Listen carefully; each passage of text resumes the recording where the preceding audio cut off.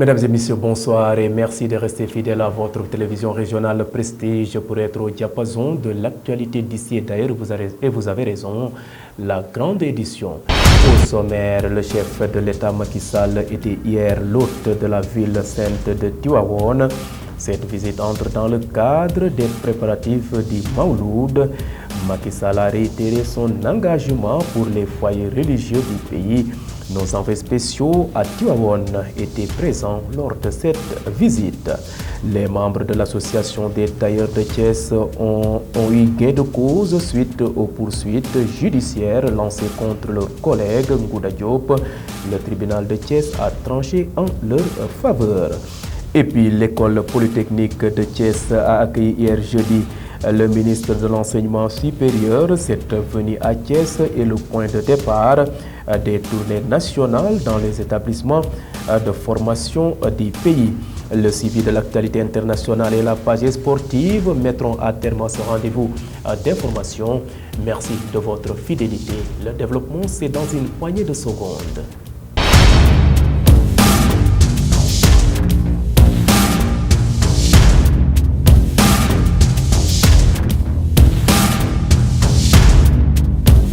Bienvenue et merci de nous rester fidèles. Démarrons ce rendez-vous d'actualité par le coronavirus. Le ministère de la Santé et de l'Action sociale a fait la situation journalière de l'évolution de la pandémie au Sénégal ce vendredi 7 octobre 2022. Sur 404 tests réalisés, le Sénégal a enregistré 15 nouvelles contaminations. 16 patients hospitalisés ont été contrôlés négatifs et déclarés guéris. Aucun cas grave n'est pris en charge dans les services de réanimation des hôpitaux. Aucun cas de décès n'a été enregistré le jeudi 6 octobre 2022. L'état de santé des autres patients reste stable.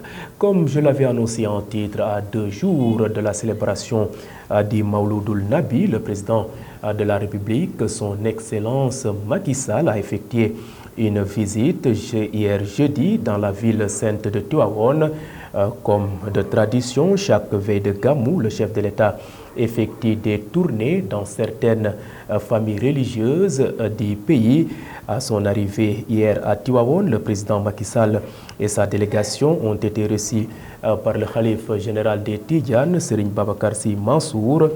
Dans son discours au sein de l'amphithéâtre de la mosquée Serigne Babacar Sy, Macky Sall a réitéré sa ferme volonté d'accompagner les cités religieuses du pays.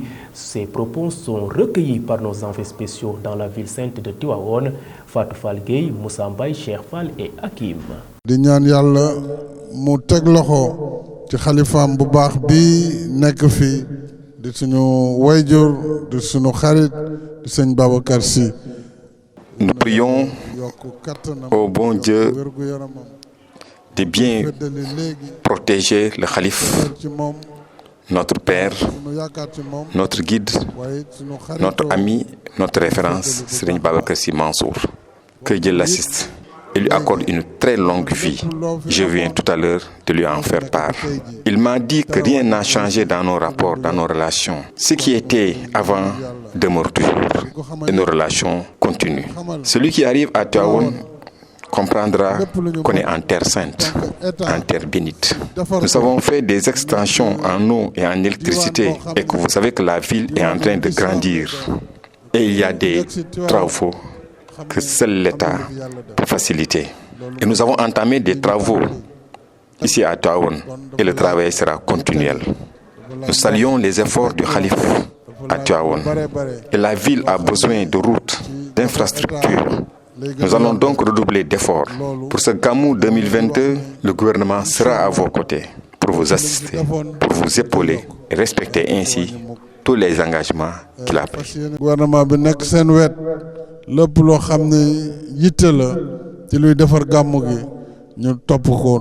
Actualité toujours, l'association des tailleurs de Thiès, engagée par la mairie de Thiès sous le magistère de Talla Sylla pour la confection de masques afin de barrer la route au coronavirus, ne fume plus le calumet de la paix avec l'un des leurs.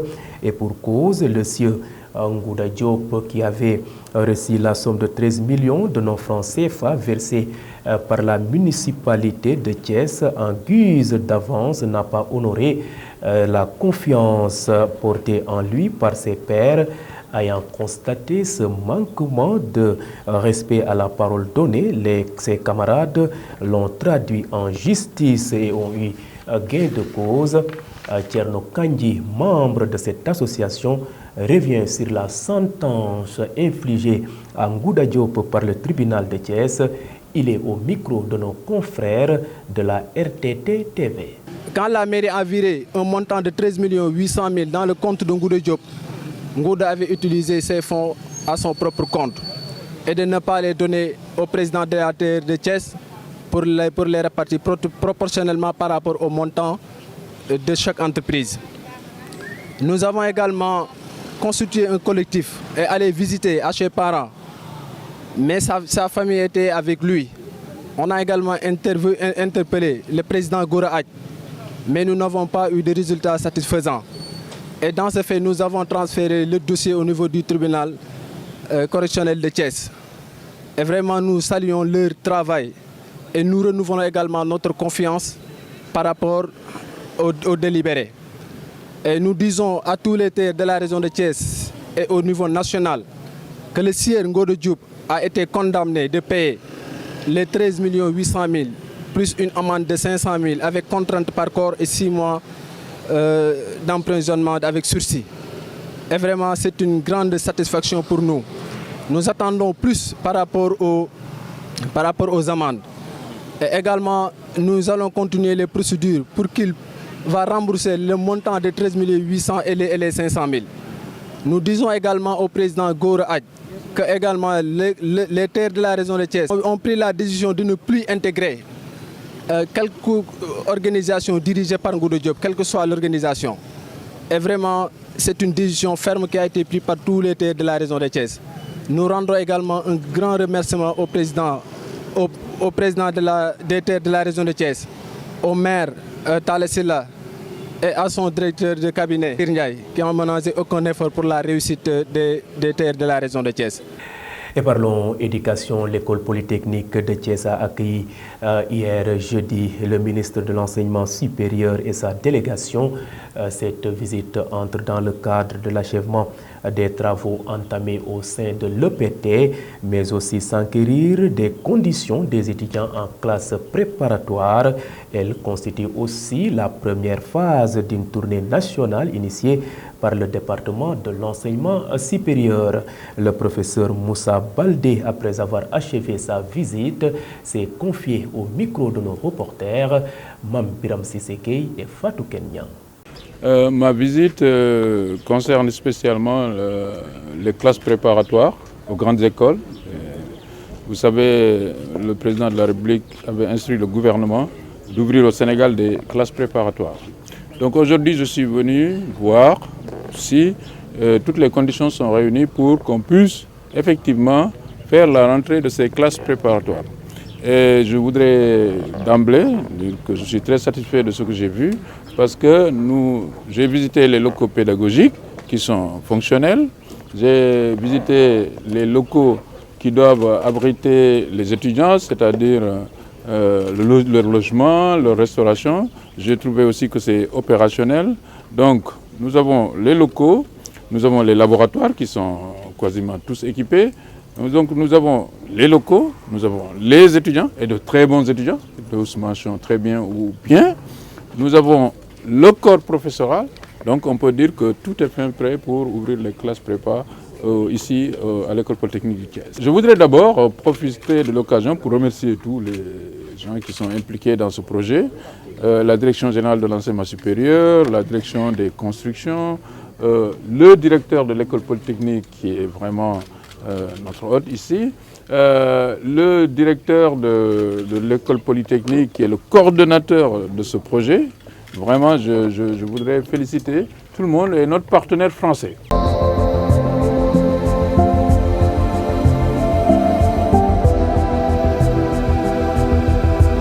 Et à présent, parlons société dans cette édition à l'occasion de l'inauguration du monument destiné au programme Réussir au Sénégal. Le village artisanal de Thiès a reçu le ministre Pape Amadou Ndiaye, ministre de l'Artisanat et du secteur informel, en présence du sous-préfet de l'arrondissement de Thiès Sud, Youssoufa Faye, et du président de la Chambre des métiers, Amadou Mokhtar Seye. Cette initiative est rendue possible grâce à la coopération allemande à travers le programme GIZ. Le ministre Pape Amadou Ndiaye, que je vous propose de suivre après cette inauguration, il est interrogé par Isaac Dapa et Chefal. Aujourd'hui, nous sommes venus pour inaugurer cette cérémonie d'inauguration de cette place qui scelle l'amitié entre l'Allemagne et le Sénégal. Et c'est pourquoi nous avons aujourd'hui, dans le cadre du projet Réussir au Sénégal, la Chambre des métiers de Thiès et la GIZ qui nous ont accompagnés pour améliorer le savoir-faire de nos artisans.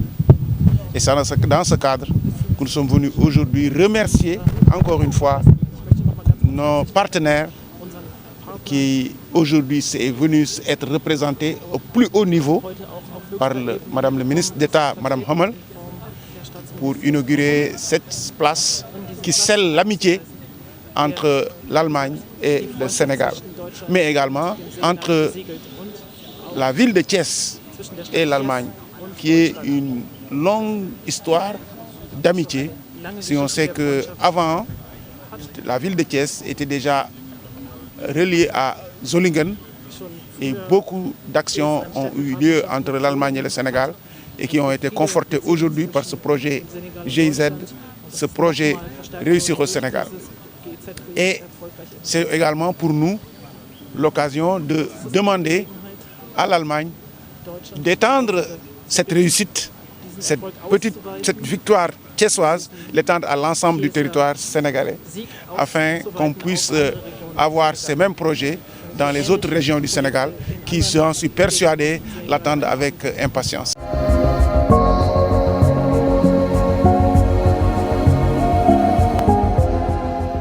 À présent, place à l'actualité nationale de ce vendredi préparatif du Mawlud 2022.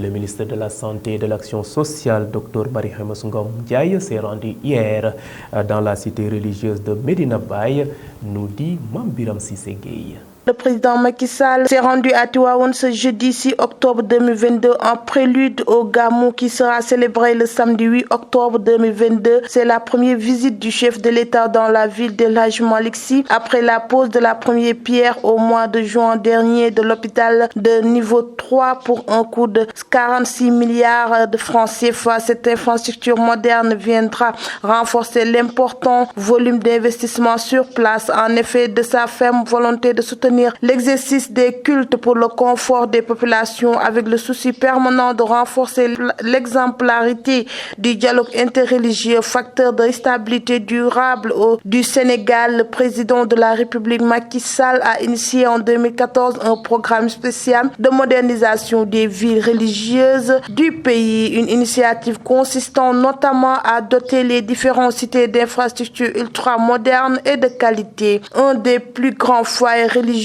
du Sénégal, Tivaouane, a ainsi bénéficié des projets d'envergure qui ont fini de changer de manière spectaculaire son visage. Restons toujours dans le Gamou. Couverture sécuritaire du Gamou, 2500 éléments déployés, 141 individus interpellés. Comme à l'accoutumée, la ville de Tivaouane célébrera le Mawlud dans la nuit du samedi 8 au dimanche 9 octobre 2022 pour la gestion de ce pèlerinage qui nécessite une couverture sécuritaire effective. La police nationale a assorti la grosse artillerie pour lutter contre toute atteinte éventuelle contre les pèlerins et la population de Tivaouane. Ainsi, 2500 agents de police composés d'éléments en uniforme et en tenue civile seront déployés sur le terrain durant ce grand événement. S'agissant de la surveillance technique, des drones seront mobilisés pour permettre aux agents d'avoir une idée en temps réel de la situation sécuritaire sur le terrain. Terminons toujours avec les préparatifs du Mawlud. Le ministre de la Santé et de l'Action sociale s'est rendu dans la cité religieuse de Medina Baye en vue des préparatifs du Gamou 2022. Marie-Khemesse Ngom Ndiaye, ministre de la Santé et de l'Action sociale, s'est rendu dans la cité religieuse de Medina Baye à Kaolack pour s'enquérir de la situation dans cette cité religieuse. Le ministre qui s'est rendu chez le Khalife Cheikh Mahi Niasse était accompagné d'une forte délégation dont le médecin-chef régional, le gouverneur et les chefs de services régionaux. La chef du département de la santé a rappelé être venue à Kaolack pour évaluer les dispositifs en termes de prévention, de prise en charge des cas, tout ce qui peut être en rapport avec l'hygiène collective et individuelle. C'était tout pour l'actualité nationale.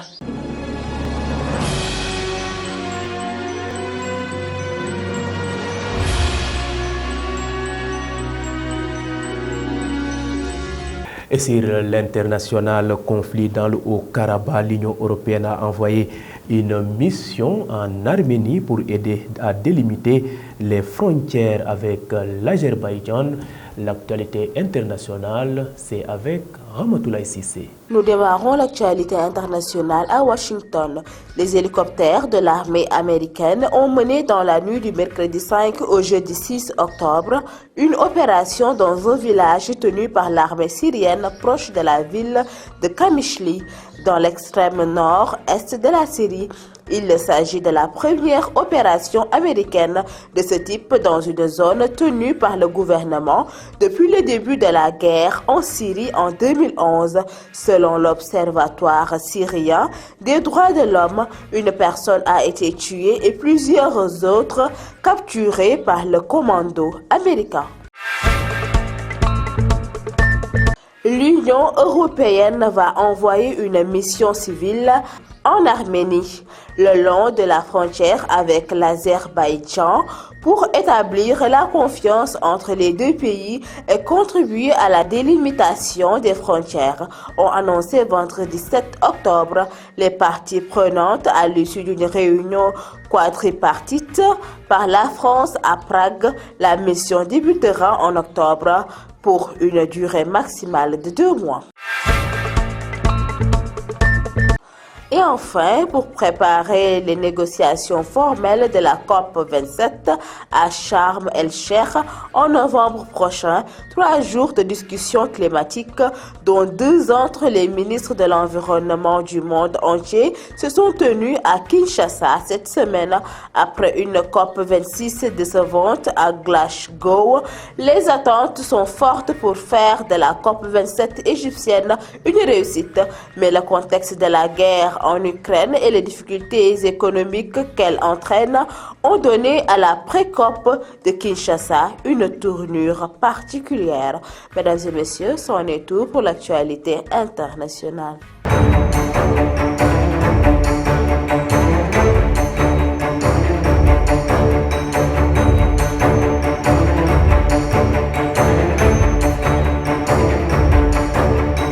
Et bouclons ce rendez-vous d'information par une note sportive. Ligue des champions, l'équipe type de la semaine a été dévoilée, nous dit Isaac Dapa.